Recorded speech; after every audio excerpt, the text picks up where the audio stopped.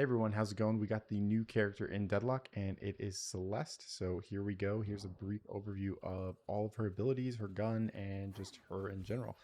So as you can see right off the bat, she has 4 stamina, which is pretty cool because we've been getting a lot of characters with just 2 stamina. So nice to see she actually has decent stamina.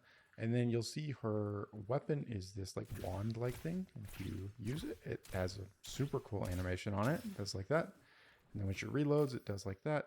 She actually has a lot of really cool animations. So her slide, her roll animation is like that, and her slide is like this. Really cool. And when she dash jumps, she like glows a little. I'll turn on fast stamina so you can see that again. It's pretty cool. It does a little sparkle. And then also I noticed her zip line. She has this animation, which is pretty cool indeed. Lots of special little animations made just for her. So that's really cool. And yeah, I kind of wanted to go over her kit and tell you what I think about her. So first of all, her gun, it seems pretty cool. I really like the animation. I don't think she's going to be a super strong gun hero, but if you look at the, actually, let me reset the hero real quick. So the base DPS is 48, so not a ton.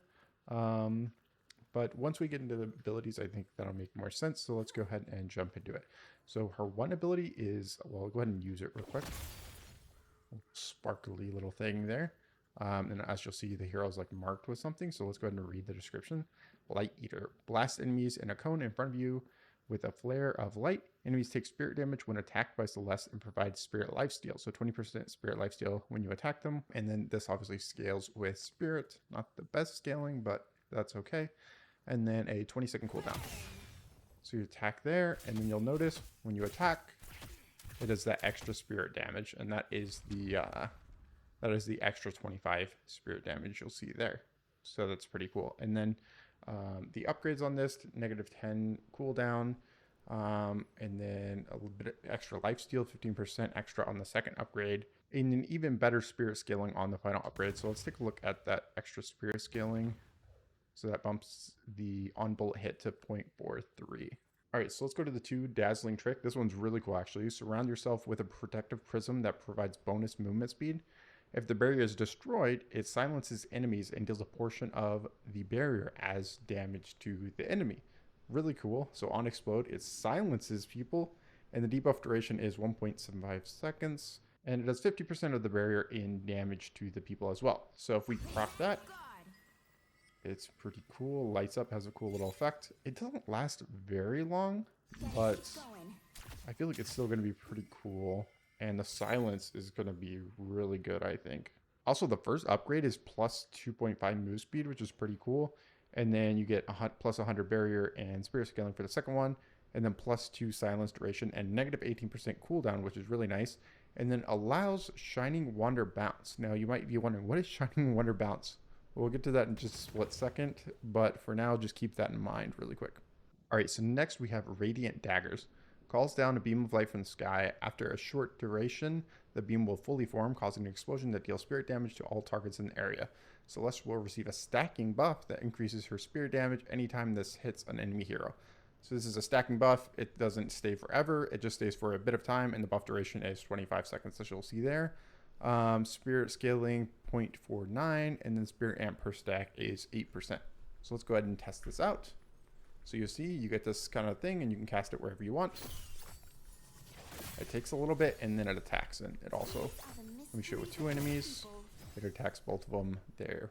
And then as you'll notice, actually, this is a charged ability with a 2-second charge time and a 30-second cooldown. And the first upgrade is 2 charges, which I think is going to be pretty big because it's a lot of charges. And then negative 12% cooldown, 60 impact damage on the next upgrade, and then spirit amp and fire rate per stack on the last upgrade. If we go ahead and upgrade it, we have 3 charges now, which is pretty cool. And you'll see if I turn off no cooldown, that's actually pretty fast. So I can like almost spam this and get those stacks up really quick, which is going to be pretty cool to test out. And then you could, buy extra charge. I don't think, oh yeah, it's in the default build right here. And then you have 4 charges on that, and that's a lot of charges you can just cast all at once. And that's extra spirit damage, and pretty much all your abilities are dealing spirit damage, so that buff is going to be pretty interesting to see, and I think it's going to be pretty strong just casting a bunch of these, getting the buff up, and then using other abilities to damage people. Finally, we have Shining Wander. Launch a deadly orb of light that deals spirit damage and applies slow and reduces dash distance of the enemies. The orb then bounces to the nearest enemy within range, and if no target is found, the orb will linger for a short duration while continuing to look for targets. So this is the Shining Wander that the 2 was talking about earlier, and you'll notice something pretty interesting here. It prioritizes enemy heroes when picking targets, so that's important to keep in mind, and then refunds half the cooldown on a miss. And then we can look down here, 120 damage, negative 40% move speed, and 8 bounces. But if you look at the upgrades, we'll look at real quick. The first upgrade, negative move speed and dash distance. Second upgrade, not interesting damage. But the last upgrade, plus 10 bounces and negative 35-second cooldown. So if we upgrade it to that, we get 18 bounces in total. And let me show you what this looks like really quick. So if we cast it on here, it just keeps on bouncing between them. And you'll see, since he already died, it stays on this target for a bit. And you'll see, once he respawns, it goes on him and attacks him some more. And let me go ahead and do my 2 real quick. So let's go ahead and kill this guy real quick. Now remember, if we upgrade the 2 fully, it allows Shining Wander bounce. So let's go ahead and use our 2 and then use our ult. So it's not doing anything right now, as you'll notice, even if we cast it again. But you'll notice, once the enemy dies, it starts bouncing on me as well. So if you are alone with the enemy, you can use that to just deal damage to them. And the reason it doesn't do it at first, when this enemy is live, is because of what I said earlier. It prioritizes enemy heroes when picking targets. So if there is enemy, it'll bounce between them. But when there is no other enemy, if there's just one enemy and you have Dazzling Trick up, it'll bounce between you and the enemy. Now, another thing you might be wondering, what if there's no one to hit? So let's go ahead and do this. No one to bounce to. It just kind of stays there and it just waits. And if there's no one, it just disappears after a while. Another thing, when you cast your 4, you can actually hold 4. And as you'll notice, you can keep it for quite some time. I don't know if it'll ever automatically do it. I think you can just keep it forever. But I'm not sure if there's a way to cancel it once you have done it. I don't think so. I'm trying a whole bunch of things, but it doesn't seem like there is. So I think you have to stick with it. But you can kind of hold it for a long time and run around, make sure you actually aim it on your enemy you want, and then get it, and then you can start bouncing. And obviously it does have a max distance, so if I go way over here, it's not going to apply. And the interesting thing too is you can actually have multiple of these. So if we do this, and then we cast again, and we do this, there's actually 2 balls. If we do 3, you can get a lot. So I imagine if you use refresher and stuff, this would work as well, and you could have 2 of those.